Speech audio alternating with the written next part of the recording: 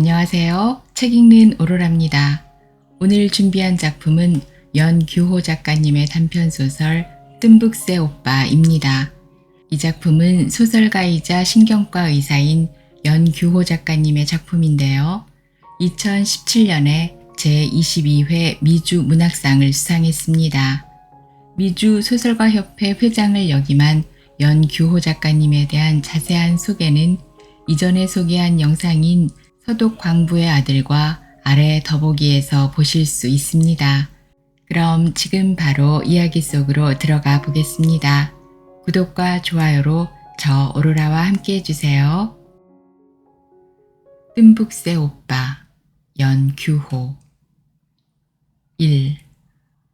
사람들은 나를 가리켜 얄궂은 운명을 갖고 태어났기에 매사에 손해만 보고 살아야 할 바보 같은 여자라고 부르며 아주 가엾게 생각하는 듯하다. 그러나 나는 가미사마가 내게 내려준 준엄한 명령으로 생각하며 시어머니, 친정어머니, 장애인인 시누이와 총상으로 인해 척추를 다쳐 절룩거리는 남편을 포함한 4명의 식구들을 먹여 살리는 여가장으로 당당하게 살아왔다. 3년 전부터 가벼운 치매 증상을 보이던 시어머니에게 극심한 우울증이 발병하자 정신과 의사를 매달 한 차례씩 방문해 약을 받아온다.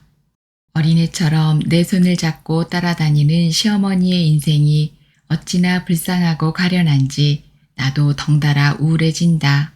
그런데 오늘은 달랐다. 되게 기쁜 날이었으며 운수 좋은 날이었다. 김정선 할머니, 오늘은 뭔가 즐거운 일이 있나 보죠. 웃으시는 걸 보면. 정신과 의사 강석호도 훤하게 덩달아 웃으면서 시어머니에게 물었다. 시어머니는 수줍은 듯이 대답은 하지 않았으나 살포시 나비의 날개처럼 입술을 출렁거리는 것을 나는 똑똑히 곁에서 보았다. 의사 선생님이 우울증을 치료하는 방법으로 한국 가요를 집에서 들려주라고 해서 여러 가지 테이프를 틀어줬는데 며칠 전부터 시어머니는 뜬금없이 뜸북 뜸북 뻐꾹 뻐꾹 소리를 내는데 무슨 뜻인지 알 수가 없군요. 하나꼬상, 한국말로 그건 새소리입니다. 새? 그럼 서로 다른 새인가요? 예, 뜸북이는 여름에 논에서 우는 새로 다리가 길고 검누런 갈색으로 잘 날지 못하지요. 반면 뻐꾸기는 산이나 산림에 살며 훨씬 크고 초여름에 남쪽에서 날아오지요. 그런데 시어머니가 새소리를 내다니 잘 관찰해 보소. 언제 그런 소리를 내는지. 하나꼬상. 우울병 환자가 음악을 듣다 보면 자기도 모르는 새에 일시적으로 환청이 생길지도 모른다고 정신과 의사는 별것 아니라는 듯이 고개를 저으면서 처방전을 써 내게 주었다.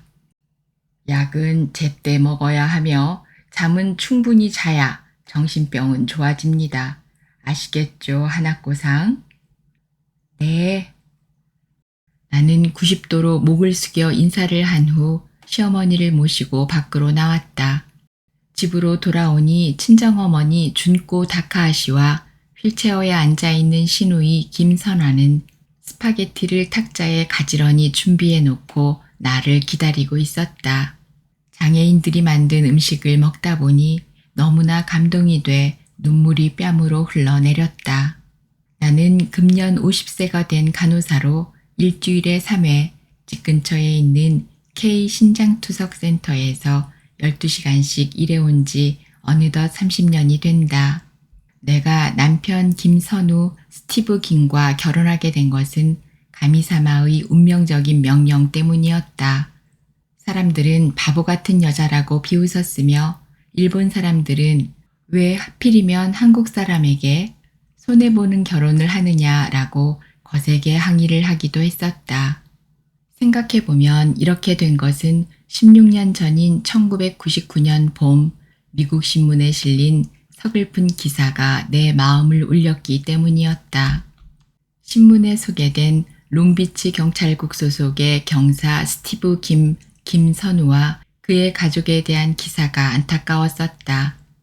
당시 38세의 한국계 1.5세 경찰관 스티브는 롱비치 시내에서 암활약하던 마약갱단을 소탕하던 중 날아온 총탄에 등허리를 맞고 피를 흘리며 쓰러졌었다.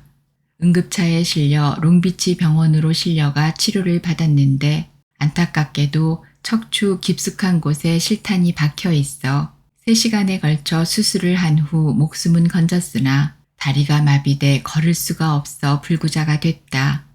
애처로운 것은 그의 누나는 뇌성마비와 류마티스성 관절염으로 인해 제대로 교육도 못 받고 어려서부터 휠체어에 의존해야 하는 중증 장애인이었기에 스티브 경사는 결혼도 하지 않고 누나를 위해 그리고 어머니를 위해 자신의 삶을 희생하고 살아왔다.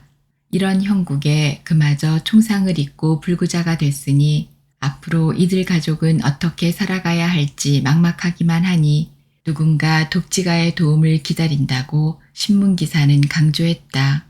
이 기사를 읽으면서 친정어머니가 가끔 한숨을 쉬면서 내게 들려준 말이 생각났다. 내가 살리나스에서 고등학교를 다닐 때 꽃농장을 하면서 온 가족을 먹여 살리던 외할아버지가 농장에서 사고로 인해 죽었을 때 우리 온 가족은 어쩌지도 못하고 울기만 했었다. 외할아버지가 없으면 우리 모두는 굶어 죽는다고 생각했었다. 그래도 같은 동족인 일본 사람들이 곁에 살고 있었기에 우리들은 목숨을 이어갈 수가 있었지. 그게 인연이 돼 우리를 도와준 그 집 아들과 내가 결혼을 했었지. 그게 바로 네 아버지 시게스 고바야시였어. 불행히 오히려 우리를 살려준 셈이었지. 네 아버지 고마웠지. 같은 동족이라는 것이 그토록 좋은 거였어. 갑자기 불행의 늪에 빠진 스티브를 위로해주고 싶은 충동이 생겼다. 나는 롱비치에 사는 스티브에게 용기를 내라. 희망을 잃지 말라. 당신을 위해 하나님께 기도를 하고 있다라는 내용의 편지를 보내기 시작했다. 그리고 은근히 그로부터 올 답장을 기다렸으나 소식이 없었다. 나의 자존심이 상했으나 그보다도 답장을 보내지 않는 스티브의 근황이 더 궁금했다. 왜 답장이 없을까? 편지를 못 받았나? 아니면 어머니 말대로 동족이 아니어서 싫어하는가? 나는 마음의 동요를 억제하고 또다시 격려의 편지를 보냈다. 역시 답장이 없었다. 일본 사람들이 흔히 하는 인사의 편지로 종이약을 접어서 여러 차례 보냈다. 역시 답장이 없었다. 답장이 없네. 왜? 궁금증은 더더욱 심해져 계속 편지를 보내게 했다. 답장이 올 때까지. 생각해보면 내가 롱비치 대학에 다닐 때 잘생겼다는 소문으로 인해 수많은 연애 편지를 남학생들로부터 받았었다. 그러나 어느 누구에게도 대답을 하지 않았다. 결혼하고 싶지 않았기 때문이었다. 혼자 외롭게 사는 어머니와 평생 같이 살겠다고 맹세를 했기 때문이었다. 하나꼬, 너 결혼도 하고 가정도 가져야지. 늙기 전에 결혼하거라. 내 걱정 말고. 나 혼자 살아도 돼. 너만 행복해진다면. 어머니는 여러 차례 눈물까지 흘리며 충고했으나 나는 어머니와 죽을 때까지 같이 살려고 토렌스에서 결혼을 하지 않고 살았다. 그런 내가 오늘 어쩌자고 총탄에 맞아 척추 장애인이 된 한국인 경찰관에게 답장도 없는 편지를 보내다니 나 스스로가 미궁에 빠진 느낌이었으며 자존심이 구겨진 셈이었다. 1년이 돼도 답장을 받지 못하자 은근히 부하가 솟아 나는 엉뚱하게도 롱비치에 사는 그의 집을 예고도 없이 불쑥 방문했다. 내가 다닌 롱비치 대학에서 멀지 않은 곳에 있는 비교적 큰 집이었다. 집 앞에는 홀쭉 치솟은 야자나무가 하늘을 찌를 것 같았으며 부채 같은 팜트리가 문 앞에서 부채질을 하는 듯 했다. 지팡이를 집은 스티브 경관이 나를 맞았으나 반갑다는 말도 그동안 보내준 편지에 대해 별로 감사하는 표시도 없었다. 받은 편지 고맙기는 하나 부담이 됐습니다. 한국인 이민자로 불구자가 된 것도 남에게 말하기 힘들지요. 그런데 내게는 나보다 더 상태가 나쁜 장애인 누나가 있습니다. 평생 제가 보살펴야 할 누나입니다. 게다가 배우지 못하고 과부가 돼 근근히 살아가는 어머니도 제가 책임지고 사는 주제에 한가로이 고맙다는 편지를 보내고 싶지 않았습니다. 그래서 아예 대답을 않는 것이 더 좋을 것 같았지요. 장애인인 누나와 능력 없는 어머니를 남에게 폐를 끼치지 않고 자립적으로 모시고 살겠다는 그의 생각은 나와 똑같은 생각이었다. 그날 이후 나는 더 적극적으로 편지도 보내고 그의 집으로 찾아가곤 했다. 더 오시면 안 됩니다. 하나코 고바야시님.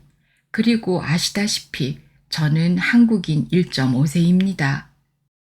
그는 얼굴을 붉혔다. 저는 일본인 2세입니다. 그게 무슨 큰 이유가 되나요?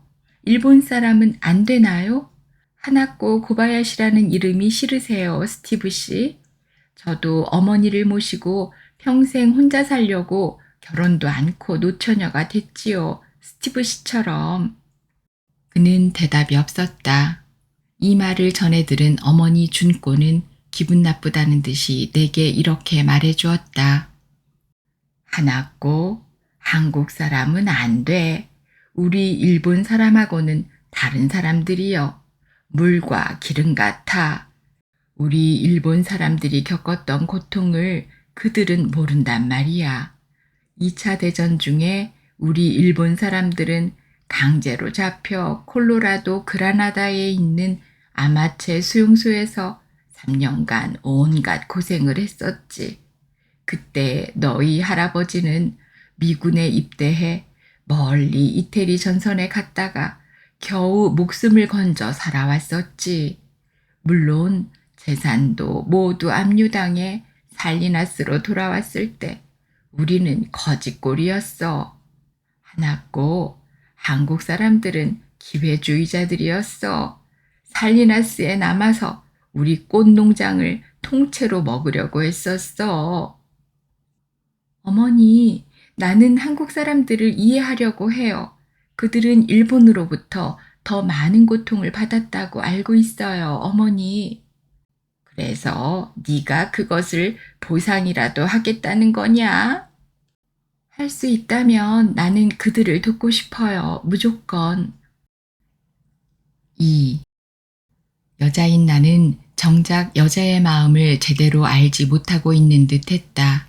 스티브는 비록 불구의 몸이었으나 누구에게 기대지 않고 장애인 누나를 성심껏 도와주며 외삼촌이 경영하는 세탁소에 가서 막노동을 하고 돌아오는 어머니를 위해 음식을 만들어 놓았다.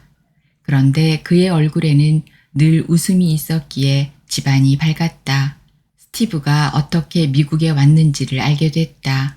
한국 여주에서 살다가 아버지가 죽으면서 집안이 기울기 시작하자 먼저 미국에 온 외삼촌이 이민 초청해 1979년 17세의 나이로 미국에 왔다고 했다. 비록 외삼촌이 도와준다고는 하나 중년의 어머니는 세탁소에서 밤늦게까지 일을 하여 스티브를 학교에 보냈으며 누나는 특수학교에 보냈다고 한다. 롱비치 대학과 경찰학교를 마치고 1984년 이후 스티브는 롱비치, 토렌스, 가데나 등지에서 경찰관으로 잔뼈가 굵었다. 1999년 35세 경사로 롱비치 경찰서에서 근무를 하던 중 흉추에 총탄을 맞고 장애자가 돼 정부에서 주는 연금과 누나에게 나오는 생활보조금 그리고 세탁소에서 받아오는 적은 월급으로 세 식구는 근근히 살아왔다고 한다. 그래도 그가 사는 집은 방이 4개에 화장실이 4개가 딸려 있으며 집 입구가 평평해 휠체어가 들어오기 쉬웠다. 이젠 스티브의 집에 가지 마라. 어머니는 마침내 제동을 걸었으나 오히려 기름에 물을 붓는 격이 됐다. 어머니, 아무래도 스티브네 식구들은 나를 필요로 하는 것 같아요. 2명의 장애인이 너무나 안타까워. 가엾어. 뭐라고? 너는 안정된 직업을 갖고 있는데 뭐가 아쉬워서? 게다가 스티브는 장애인인데 네 나이가 지금 33살이야. 아직도 좋은 나이야. 그러니 안 돼. 어머니는 눈물로 나를 만류했다. 어머니, 나 가끔 신의 명령을 듣고 있어요. 누구든지 불쌍한 사람에게 물 한 컵을 주어도 나 신을 위해 한 것이니라. 내 이웃을 내 몸같이 사랑하라 라고요. 그래도 안 돼, 하나꼬. 제발. 어머니는 마침내 엉엉 울었다. 그럼에도 불구하고 내가 그에게 편지를 보내고 그의 집을 찾은 지 1년 3개월. 나는 마침내 여자인 내가 남자인 스티브에게 먼저 청혼을 했다. 하나꼬상, 지금 뭐라고 했습니까? 결혼이요? 말도 안 되지. 나는 장애인이요, 수입도 없소. 게다가 내 누이는 중증 장애인으로 더 많은 손이 필요한데 안 됩니다. 내가 돌봐야죠. 나 당신의 동정을 받고 싶지 않아요, 하나꼬상. 못 들은 것으로 알고 그냥 친구로 대해주소.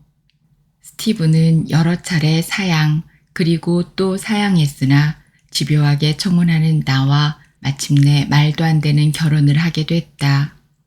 말도 안 되지. 죽서 개를 주지. 한국 사람의 장애인에 돈도 없고 게다가 누나마저 장애인인데 이건 아니야. 하나꼬야, 네가 바보 멍텅구러기냐? 어머니는 화가 나서 씩씩거리며 숨을 몰아쉬다 방바닥에 쓰러졌다. 구급차에 실려 응급실로 가니 스트레스로 오는 화병으로 휴양을 잘 해야 산다고 하며 집으로 돌려보냈다. 결국 우리는 롱비치에 있는 작은 미국 교회에서 쉬쉬 입을 막으며 가족들만 참석한 작은 결혼식을 올렸다. 식구들이라고 해봐야 장애인 누나, 시어머니, 친정어머니, 그리고 외삼촌댁 식구들, 그리고 일본인 친구 몇 명이었다. 내 친구들은 감정을 참지 못하고 바보처럼 손해를 보면 어떻게 하느냐고 울며 불며 나를 붙잡고 일본말로 떠들면서 엉엉 울었다. 그러나 내게는 아무 말도 들리지 않았다. 불쌍한 어느 누군가를 돕는다는 것이 오히려 즐거웠다. 그 상대가 한국인 경찰관 스티브이기에 더 기뻤다. 결혼 후 나는 아이의 친정어머니를 데리고 롱비치 스티브의 집으로 이주했다. 역시 일본 어머니는 강했다. 처음에는 반대를 했으나 일단 결혼을 하자 친정어머니는 태도를 바꾸고 모든 것을 희망적으로 생각하며 대했다. 결혼 후 가장 힘들었던 것은 장애인 스티브보다 시어머니와 어떻게 해야 좋은 관계를 가질지 그것이 더 힘들었다. 과부로 홀로 살아온 시어머니는 생각밖에 말이 적었으며 화를 내지 않았다. 매주 교회에 나가는 그녀의 모습이 대견스러웠다. 같이 따라갔다. 한국말로 하는 예배의 뜻을 알 수 없었지만 가미사마가 하나님이라는 것은 알게 됐다. 시어머니는 뜻밖에도 친정어머니와 잘 지냈다. 친정어머니를 마치 동생 대하듯이 했다. 시어머니가 특별히 내게 부탁한 것은 다름 아닌 귀향이었다. 고향에 가고 싶어. 경기도 여주라는 곳이지. 아주 아름다운 곳이야. 죽기 전에 꼭 가보고 싶어. 내가 죽으면 꼭 그곳에 묻어줘. 하나 꼭 부탁해. 시어머니는 여러 차례 반복해서 내게 부탁을 했는데 정작 나는 여주가 어디에 붙어 있는지도 모르고 세월을 보냈다. 무슨 사연이 있었기에 시어머니는 고향을 이다지도 그리워할까? 내 친정어머니는 고향에 가고 싶다는 부탁은 안 하는데. 시누이를 통해 들은 한국 동요가 실감나게 좋았다. 나의 살던 고향은 꽃피는 산골, 복숭아꽃, 살구꽃, 아기 진달래, 울긋불긋 꽃대궐 차리인 동네, 그곳에서 놀던 때가 그립습니다.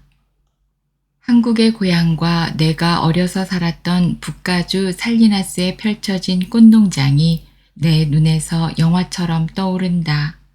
초여름 줄을 지어 빨간 딸기를 따던 히스패닉이 10살 된 소녀인 나를 향해 손짓을 하더니 탐스러운 딸기를 한 움큼 집어준다.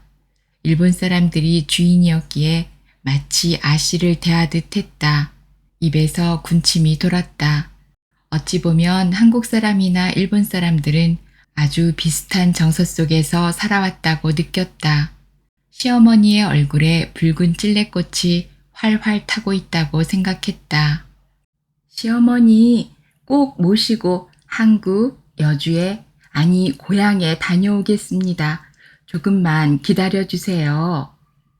고맙다 아가야. 너의 이름 그대로 네 몸에서 붉은 동백꽃이 피를 토하는구나. 고맙다 하나꼬. 시어머니는 모처럼 내게 감사의 표시를 하며 눈시울을 붉혔다. 반면 친정어머니는 그녀가 살았던 살리나스와 콜로라도보다 멀리 일본 규슈 남단 가고시마를 고향이라고 부르며 그리워했다. 파란 바닷물이 넘실대며 맞은편 섬에 있는 사쿠라지마 활화산이 가끔 분출하던 가고시마가 멀리 미국 땅에서 더 인상적으로 그립다고 했다. 한국말을 조금씩 하기 시작했으나 아주 간단한 단어들 뿐이었기에 속 깊은 말의 뜻은 모르고 살았다. 남들이 보기에는 무척 힘든 가정이었으나 조금 먼저 양보를 하니 즐거운 가정이 됐다. 남편의 사랑은 극진했다. 비록 척추를 다쳐 지팡이를 짚고 다니긴 하지만 그가 할 수 있는 일은 너끈히 해내었다. 그러나 바라던 임신은 되지 못했으나 그래도 사랑하는 마음을 주고받는 것이 너무나 대견하고 자랑스러웠다. 결혼한 것을 조금도 후회하지 않았다. 3년 전 시어머니가 77세가 되면서 치매의 증세가 나타나기 시작했다. 가까운 기억은 밥 먹듯이 잊어버리고 오래된 옛 기억도 점점 잊어버리기 시작했다. 감정의 조절이 약한지 자주 화를 내기도 했다. 더 무서운 것은 음식을 조리한다고 가스불을 켜놓고 깜빡하다 보니 집안에 화재가 날 수도 있었다. 가끔 대소변도 실례를 하는가 하면 음식을 해주었는데 밥을 주지 않아 배가 고프다고 했다. 어머니가 치매 증세가 있어 하나꼬상. 나도 알고 있어. 정말 미안해요. 이런 어려운 일을 당신에게 시키다니. 누나도 그렇고 내가 혼자 해야 할 일을. 남편은 정말 미안하다고 하며 안쓰러워했다. 엎친 데 덮친 격으로 건강하게 잘 지내오던 남편이 갑작스레 가슴이 아프다고 하더니 응급차에 실려 롱비치 병원으로 갔다. 관상동맥이 3군데 막혀 대수술을 했으며 맥박이 불규칙해 심박동 기계를 가슴에 부착했다. 그의 나이 겨우 50세, 내 나이 47세인데 결국 내가 해야 할 임무가 갑절로 늘었다.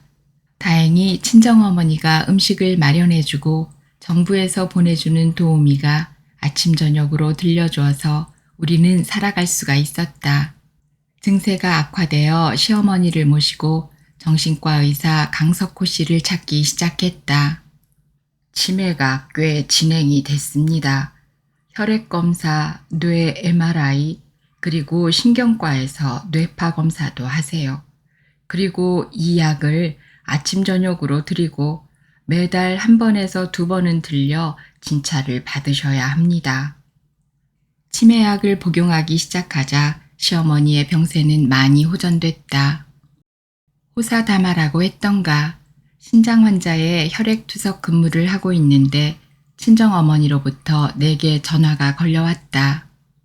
안았고 스티브가 갑자기 가슴이 아프다고 하며 쓰러졌어.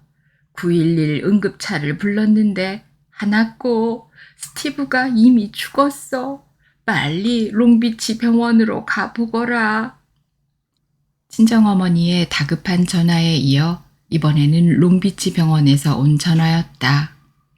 하나코 고바야시 킴, 당신의 남편 스티브 김은 DOA로 검시관에게 넘겨져 부검을 하게 됩니다. 예? 죽었다고요? 그렇소. 나는 예견은 했었으나 이렇게 빨리 올 줄은 예상 못했으며 죽기 전에 그의 목소리를 듣지 못한 것이 마음 아팠다. 그리고 허망했다. 롱비치 지방신문에 남편에 대한 기사가 실렸다. 14년 전에 마약 갱단의 총격으로 척추장애를 입었던 스티브 김 경사가 오늘 관상동맥 질환으로 사망함. 일본인 아내의 헌신적인 간호로 그는 즐거운 가정생활을 했으며 그의 장례는 롱비치 경찰국에서 담당하기로 함. 3. 남편의 장례식이 끝난 후 폭풍우처럼 들이닥친 것은 시어머니의 우울증이었다. 치매로 아들이 죽은 것을 모를 거라고 생각했는데 예상 밖으로 그녀는 심한 마음의 상처를 입고 눈물을 흘리기도 하며 말을 하지도 않았다. 시어머니는 아들의 이름을 부르며 때로는 고향에 가자고 외치기도 했다. 하나코상, 시어머니는 심한 스트레스로 인해 우울증이 생겼습니다. 아무래도 항우울제를 같이 복용하십시다. 그리고 꼭 약을 챙겨 드리시고 심한 경우에는 양로병원으로 보냅시다. 양로병원? 안 됩니다. 내가 죽을 때까지 모시렵니다. 내 집에서. 남편은 죽었고 시어머니도 우울증으로 시달리다 보니 시누이와 친정어머니도 덩달아 우울한지 가끔은 소리 없이 울곤 했다. 그리고 그가 죽은 지 1년, 우리가 결혼한 지 15년. 생각해보면 길고 힘든 세월이었으나 내게는 짧고 빠른 세월이었다. 강석호 정신과 의사의 권유에 따라 치매를 치료하는 방법 중 하나로 나는 한국 가곡과 명곡을 구입해 조용히 시어머니를 위해 음악을 틀어주었다. 좋은 음악이긴 하나 일본 사람인 나는 한국 가사를 이해하기 힘드니 무료했다. 그러던 어느 날 아침 나는 시어머니의 놀라운 행동을 감지하고는 의아해했다. 말도 없던 그녀의 입에서 뜸북뜸북 뻐꾹뻐꾹이라는 소리가 나왔기 때문이었다. 시어머니, 지금 무슨 소리를 했나요? 뜸북? 뻐꾹? 그게 뭐죠? 시어머니는 아이처럼 대답 대신 피식 웃었다. 반대로 일본 민요와 일본 가곡을 틀어드리면 친정어머니는 흥얼거렸으나 시어머니는 조용했다. 당연하다고 생각했다. 한 달이 돼 정기적으로 찾아간 정신과 의사와의 면담에서 나는 뜻밖의 변화를 알려주었다. 아, 하나꼬상. 뜸북은 뜸북새가 우는 소리고요. 뻐꾹은 뻐꾹새의 우는 소리랍니다. 그런데 왜 그런 소리를 했을까? 제가 선생님의 말씀대로 한국 음악을 틀어줬습니다. 그렇다면 하나꼬상, 오빠 생각이라는 동요를 계속 틀어주면서 시어머니를 관찰해 보시지요. 그리고 어떤 변화가 있는지 내게 알려주세요. 집으로 온 나는 오빠 생각이란 한국 동요를 여러 차례 틀어주며 시어머니를 관찰해 보았다. 뜻밖이었다. 무뚝뚝하고 표정이 없던 시어머니의 얼굴이 상기되면서 눈을 지그시 감고 노래를 따라하는 모습이 포착됐다. 시어머니, 무슨 노래지요? 무슨 노래? 고향, 고향, 오빠. 시어머니는 뜻밖의 말을 했다. 나는 이 사실을 강석호 정신과 의사에게 통보했다. 4. 다음 토요일 아침 정신과 의사는 예고도 없이 한국 동요 CD를 여러 장 들고 불쑥 집으로 찾아왔다. 오늘은 시어머니에게 아주 특별한 날이 될 것입니다. 그는 웃으면서 말했으나 은근히 긴장도 되는 표정이었다. 그가 하라는 대로 시어머니와 친정어머니를 각자의 방 침대에 누워놓고 방 가운데에 CD 스피커를 장치해 놓고 그가 직접 들고 온 한국 동요 오빠 생각을 조용히 그리고 가끔은 강하게 틀어주기 시작했다. 뜸북 뜸북 뜸북새 논에서 울고 뻐꾹 뻐꾹 뻐꾹새 숲에서 울 때 우리 오빠 말 타고 서울 가시며 비단구두 사가지고 오신다더니 기럭기럭 기럭이 북에서 오고 귀뚤귀뚤 귀뚜라미 슬피 울건만 서울 가신 오빠는 소식도 없고 나뭇잎만 우수수 떨어집니다. 나는 어린이 합창단, 바이올린, 하모니카, 그리고 아코디온으로 연주된 오빠 생각 CD를 반복해서 틀었다. 노래가 반복되면서 시어머니의 얼굴이 상기되더니 놀랍게도 동요를 따라하기 시작했다. 그리고 얼마 후 사르르 눈을 감았다. 반대로 일본 사람인 친정어머니는 한국말을 이해하지 못하기 때문인지 눈만 말똥말똥 뜨고 아무런 느낌도 없는지 천정만 쳐다보고 있었다. 이때 강석호 의사가 시어머니 옆으로 가 손을 꼭 잡더니 조용히 물었다. 김정선 씨, 무엇이 보입니까? 예, 고향 땅 여주가 보여요. 여주, 그곳에서 무엇을 보고 계십니까? 예, 세종대왕릉이요. 그리고 7살 된 계집애들, 예, 친구들이요. 아직도 보입니까? 시어머니는 소리를 2번 낸 후 조용히 잠이 든 듯 했다. 남한강물이 북쪽으로 흐르는 곳 강 언덕 절벽에 실륵사가 우뚝 솟아 있으며 강 아래로 나룻배가 여러 척 흘러가고 있다. 은은하게 절간에서 울려나오는 종소리가 애처로웠다. 낡은 기와집들과 초가집들이 여기저기에서 보였으며 7, 8살 된 계집애들이 일렬로 서 소풍을 가는 듯하다. 세종대왕 능 앞에 골룡포를 입은 대왕이 조선 사람을 위해 내가 훈민정음을 만들었노라 라고 선언하더니 이내 어디론가 사라졌다. 아이들은 대왕이 사라진 방향을 따라 안으로 들어가고 있었다. 순간 일본 순사들이 크게 외치는 소리가 들렸다. 야, 너희들 여긴 안 돼. 저리로 가라고. 너희들의 나라는 조선이 아니고 대일본 제국이야. 계집애들은 순사들의 큰 칼에 놀라 무리를 저 남쪽으로 도망쳐 내려오다 보니 명성황후의 옛집이 보였다. 저기 국모가 태어난 집이란다. 저리로 가자. 그들이 그 집 앞에 이르니 집 앞에서 불이 타고 있었다. 그리고 사람 타는 냄새가 코를 찔렀다. 야, 너희들 꺼져. 일본 순사들이 언제 왔는지 역시 큰 칼을 들고 눈을 부릅뜨고 후려칠 듯 했다. 국모가 불에 탄다. 불에. 계집애들은 울기 시작했다. 순간 아버지와 큰오빠가 달려나오며 큰 소리로 정선아, 정선아라고 부르고 있었다. 아버지, 큰오빠. 정선은 소리나는 쪽으로 달려갔다. 너 거기 있으면 일본 순사한테 죽어. 집에 가자. 아버지와 큰오빠의 손을 잡고 집으로 달려갔다.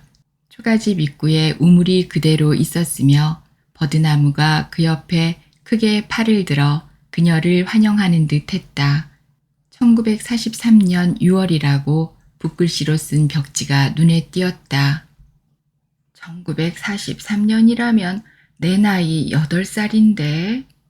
다음 날 어찌 된 셈인가 아버지가 일본 순사를 따라 집을 나가면서 정선아, 아빠가 서울 갔다가 오는 길에 비단구두 사가지고 오마. 엄마하고 집에서 잘 있어야 한다. 알겠니? 라고 말했다. 그러나 가을이 되어 기러기가 기럭기럭 울어도 돌아오지 않았다. 남양군도로 징용으로 끌려가셨다라고 어머니가 일러주었으나 무슨 말인 줄 몰랐다. 옆집에 사는 14살 중학생 언니도 일본 순사에게 끌려 울면서 어디론가 가버렸다. 좋은 직장을 준다고 하면서 정신대로 끌려갔단다 라고 어머니가 말해주었으나 역시 무슨 소린 줄 몰랐다. 그리고 다음에 역시 1944년 7월 논에서 뜸북새가 울고 산에서 뻐꾹새가 울던 날 여주고등학교에 다니던 17살 된 큰오빠가 역시 서울로 간다고 하며 일본 순사를 따라 나섰다. 어머니는 큰 소리로 울고 있었다. 정선아, 비단구두 사가지고 올게 라고 말했으나 그해 가을 서리가 내릴 때까지 기러기가 기럭기럭 울었으나 서울 가신 큰오빠도 역시 돌아오지 않았다. 비단구두는커녕. 아빠, 큰오빠. 정선은 큰 소리로 불러보았다. 꿈을 꾸고 있었다. 옆에서는 하모니카로 부르는 오빠 생각이 계속 울려나오고 있었으며 그녀의 얼굴을 측은한 듯이 내려다보고 있는 정신과 의사가 작은 소리로 물었다. 아버지와 큰오빠를 만나셨군요. 시어머니는 대답을 못하고 다시 눈을 감았다. 뜸북 논에서 울고 뻐꾹 숲에서 울 때 우리 오빠 말 타고 서울 가시며 비단구두 사가지고 오신다더니 노래는 계속 흘러나왔다. 여주 땅 남한강 기슭 신륵사 근처에도 대포 소리가 들렸다. 1950년 6월 말이었다. 이번에는 북한 인민군들이 남으로 몰려 내려왔다. 남쪽으로 피난 갔다가 살아서 돌아오니 서늘한 가을이었다.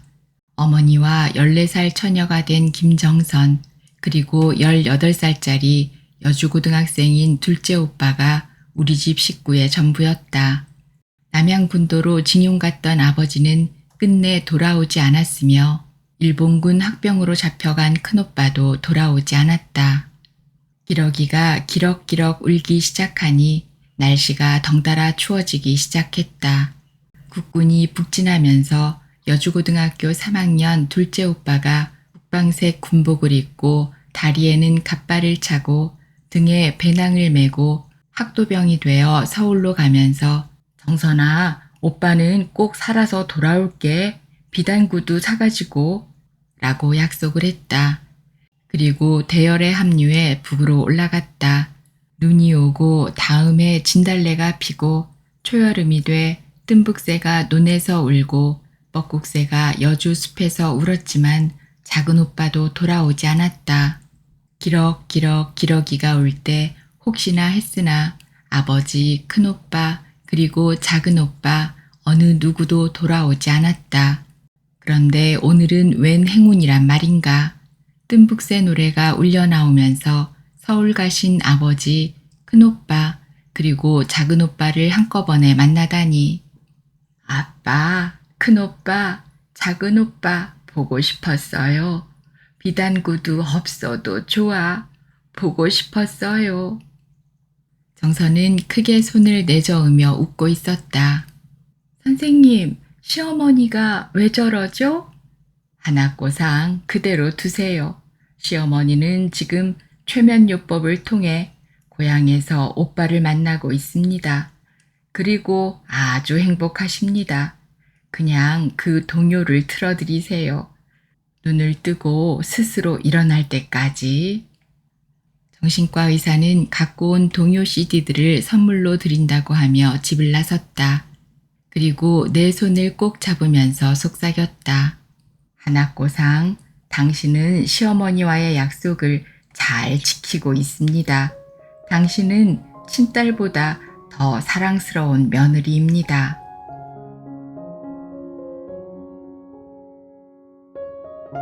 오늘 들으신 작품은 연규호 작가님의 단편소설 뜸북새 오빠였습니다. 함께 해주셔서 고맙습니다.